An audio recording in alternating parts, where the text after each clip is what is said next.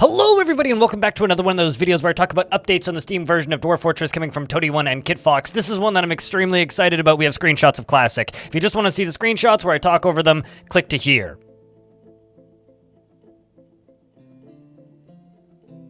Alright, we're going to read the posts, and then after I'm done reading the posts, I'll show the screenshots and we'll talk. As we're trying to figure out the final shape of the release, we ultimately have to make some decisions about Classic and Adventure Mode and Arena Mode.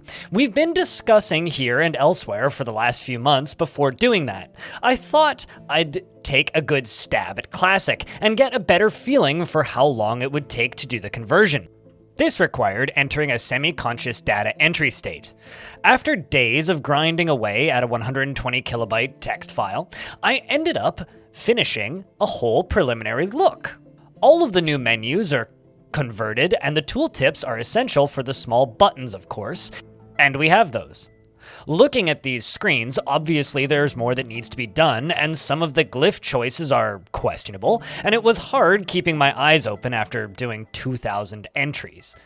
But on the plus side, it looks like we'll have Classic release on the website at or around the initial launch. Every one of these glyphs is also easily moddable in the .text files if you want to make different choices.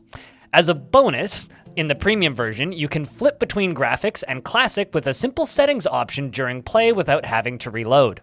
Over in Adventureland, the community consensus was that pushing it to post-launch is acceptable, and we're going to take that route. It'll save us months and months of pre-launch time, which we need to do at this point. Don't worry, I'm a big Adventure Mode fan and it's not going anywhere. We just need to get the launch together after these several years. Arena Mode is still undecided. It's really important for testing and modding, but another chunk of time. Maybe I'll have another good half-conscious run on it, as with Classic here.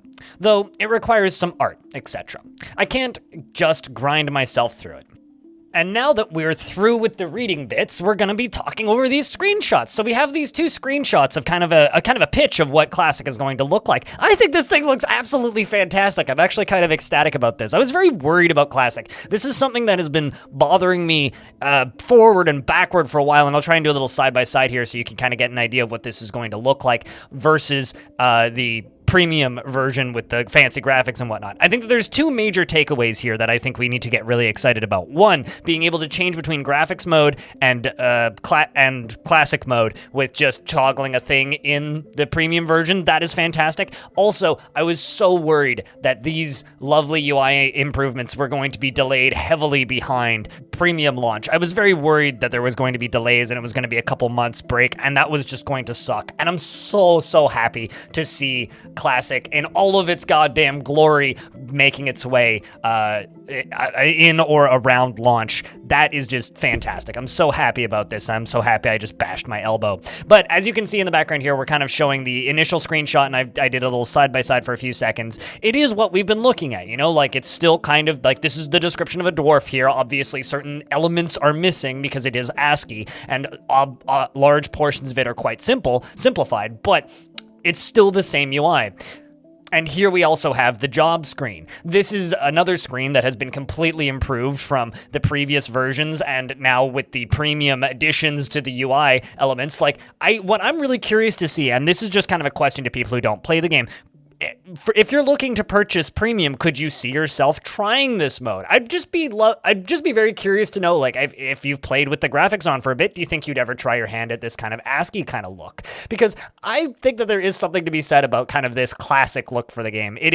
This is Dwarf Fortress to me. This is what I know when I think about Dwarf Fortress, and this is what I get excited about when I see Dwarf Fortress. This is cool, and I'm so stoked to hear that it will be out around the same time as launch. Also, in these posts, we learned that also alongside of these posts, you know, they did state that they are going the route of delaying Adventure Mode.